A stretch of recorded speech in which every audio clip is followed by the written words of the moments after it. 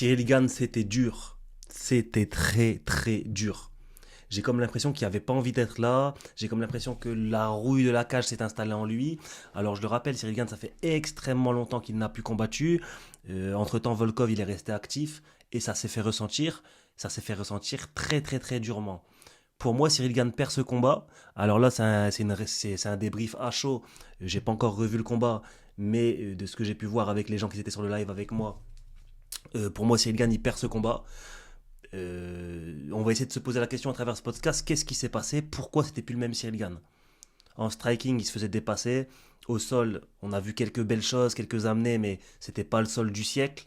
On lui demande pas d'être bon au sol, hein, mais voilà, vous avez compris. Et c'était pas le même visage de Cyril Gann. Ce Cyril Gann là, tu le mets contre Thomas Pinal, j'ai bien peur qu'il finisse inerte, j'ai bien peur qu'il se fasse remettre à l'état d'usine. Et on en parle dans ce podcast. Look, to the man, no big man like me, no need for the telephone hype. I got too much getting online. One rule, then I'm on side. Alors voilà de retour pour parler de la performance plus que mitigée de Cyril Gann contre Alexander Volkov. C'était une revanche, comme je disais dans le live, on avait un Cyril Gann qui s'était imposé en 5 rounds à la décision face à Alexander Volkov. C'était une décision unanime, il n'y avait pas de débat sur la victoire. Et de manière générale, dans la carrière de Cyril Gann, à chaque fois qu'il a pris une victoire, il ne s'était pas controversé, il n'y avait pas de... Voilà, il gagnait clairement. Les seules petites controverses qu'il y avait eu, c'est contre Ngannou, mais c'était à son avantage, c'était à son désavantage, pardon. Il a perdu, certains disaient qu'il avait gagné, etc. Ça se jouait. Bon, ça c'est un autre débat. Pour moi, il a quand même perdu contre Ngannou. Et là, il a, pour moi, alors comme je vous le dis, hein, dans l'intro, je vous l'ai dit, il faut que je regarde le combat. Pour moi, le round 1, tu peux le donner à Cyril Gann. Tu peux le donner à Cyril Gann, il n'y a pas de problème.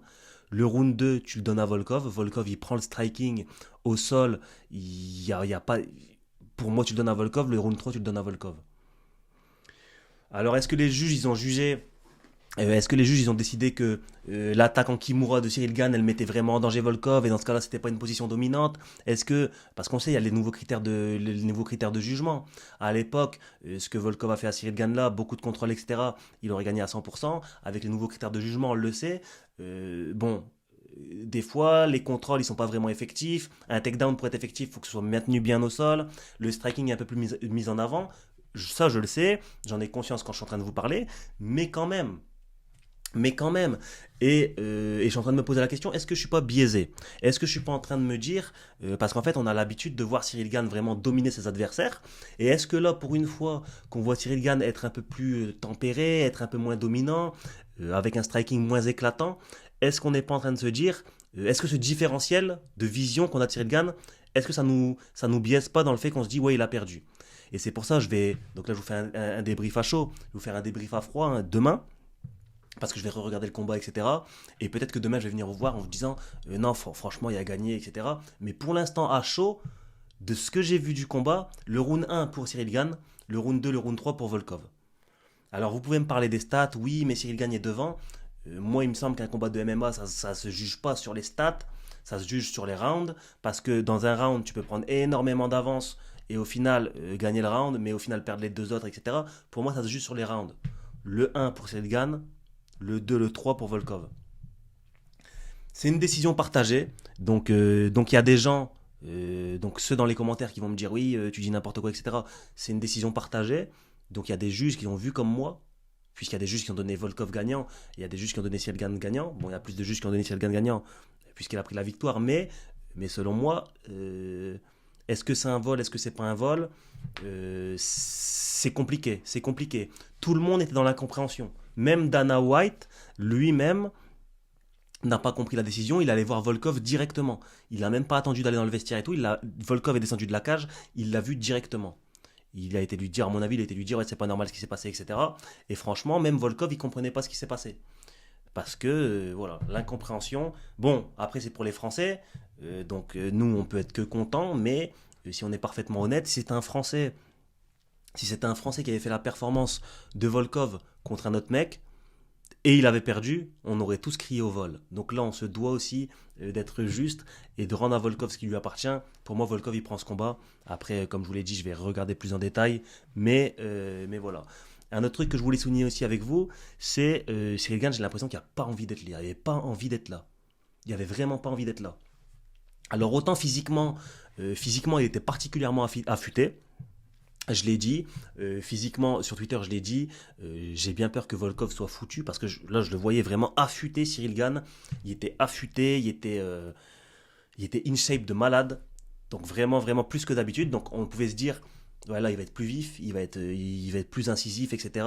Ça fait longtemps qu'il n'est pas, qu'il est pas dans la cage. Peut-être qu'il a eu le temps de se préparer plus souvent, enfin, de se préparer plus en profondeur sur sa prépa physique, etc. On pouvait se dire ça, et au final, c'est tout l'inverse.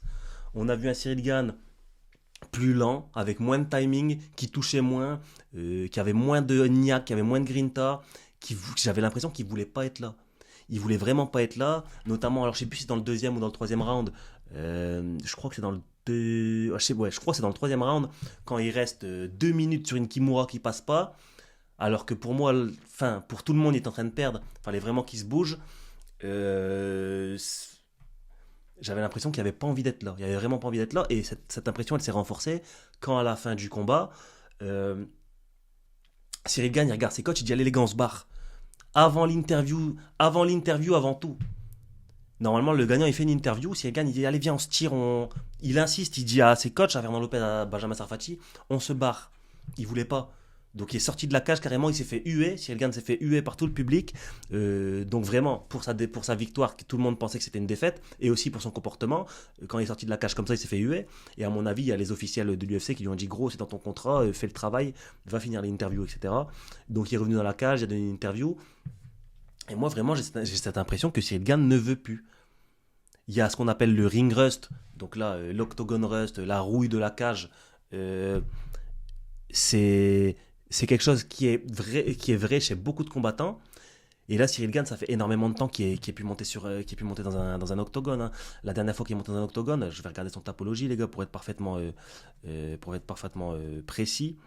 On va regarder ça, les gars. Cyril Gane, tapologie. Il me semble que c'est à l'UFC Paris.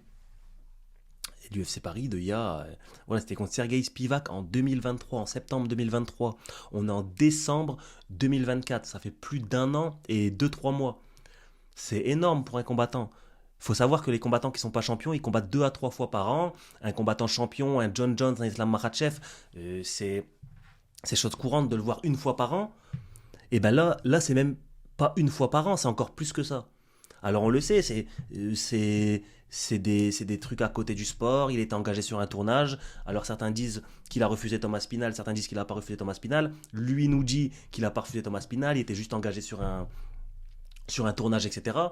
Ok, la raison, le A, le B, on s'en fout. Le résultat, c'est qu'il n'a pas combattu Thomas Spinal.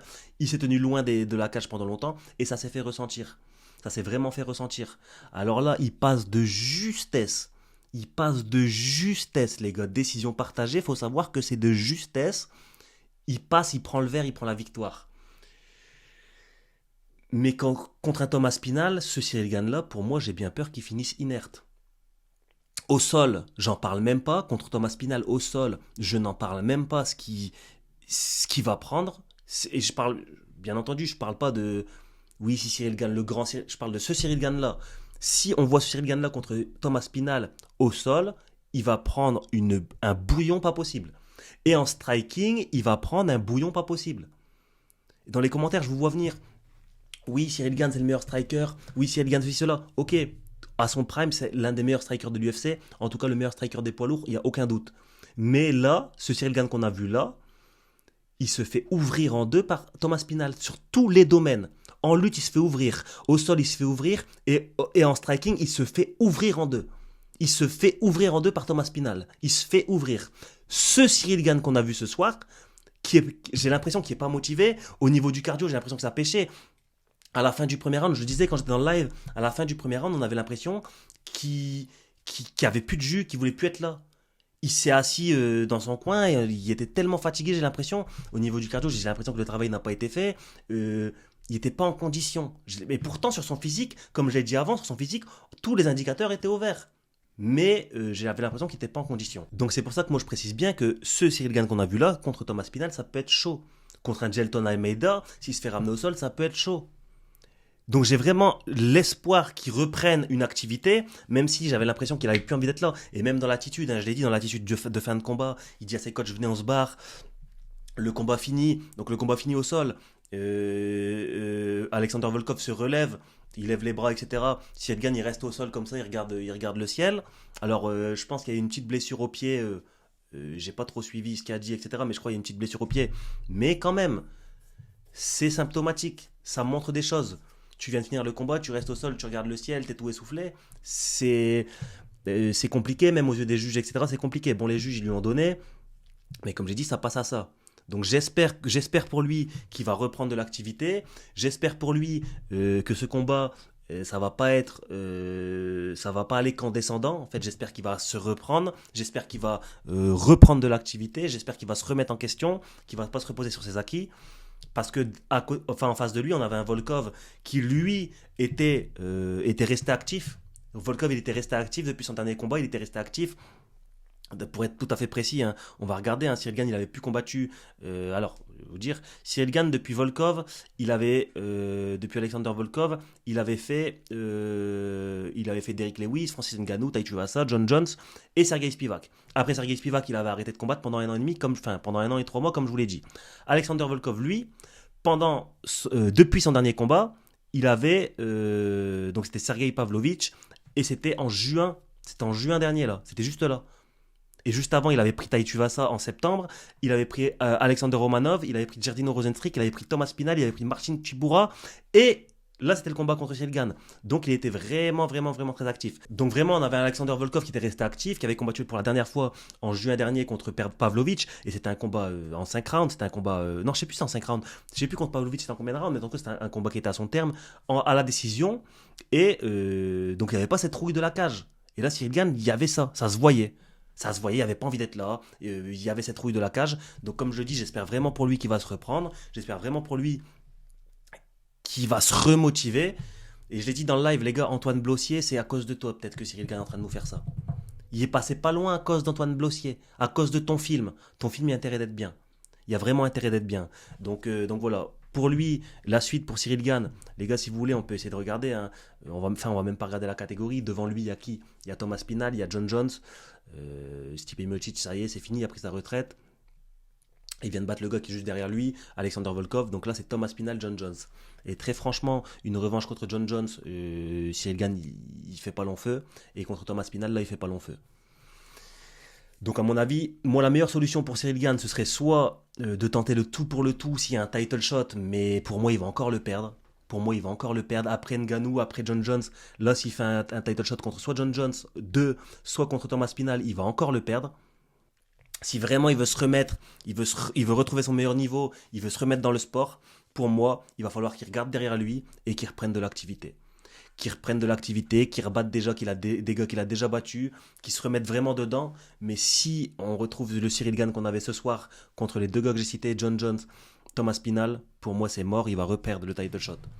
Et je dis vraiment pas ça en tant que rageux, je dis pas ça parce que je déteste Cyril Gane comme beaucoup peuvent le penser, c'est pas le cas. Moi Cyril Gane, je voulais qu'il gagne, mais comme j'ai dit sur Twitter, j'ai dit qu'il avait une putain de shape. Il avait une shape de fou furieux, mais j'ai aussi dit quand je le voyais parler, j'avais un mauvais pressentiment.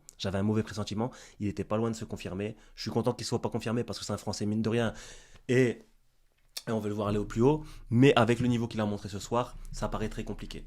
Donc pour ce débrief, je pense que j'ai fait un peu le tour. Comme je vous l'ai dit, je vais re-regarder le combat à froid. Je vais vous faire un débrief demain ou après-demain à froid. On va essayer de voir un petit peu ce qui s'est passé, vraiment plus dans les détails, etc. pour essayer de vraiment d'apporter une analyse complète. Donc voilà, n'hésitez pas à vous abonner à la chaîne pour voir ce débrief. N'hésitez également pas à dire en commentaire ce que vous avez pensé de ce combat. Selon vous, est-ce que Cyril Gane prend la victoire? Est-ce que c'est un vol? Est-ce que c'est mérité? Franchement, je suis curieux. Là, vraiment, je lis toujours vos commentaires, hein, mais là, je suis vraiment curieux de vous lire.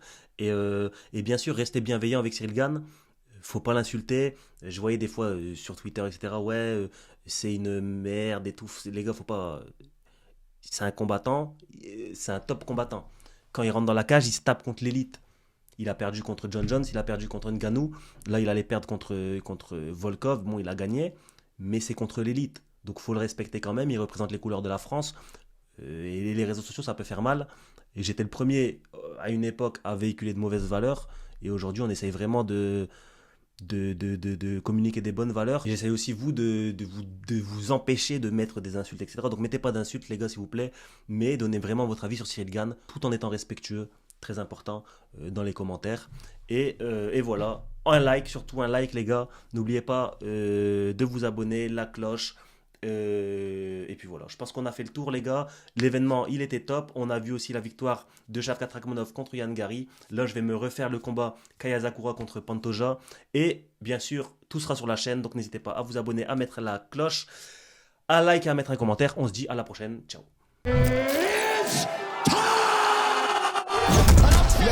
To the man, no big man like me, no need for the telephone hype. I got too much getting online.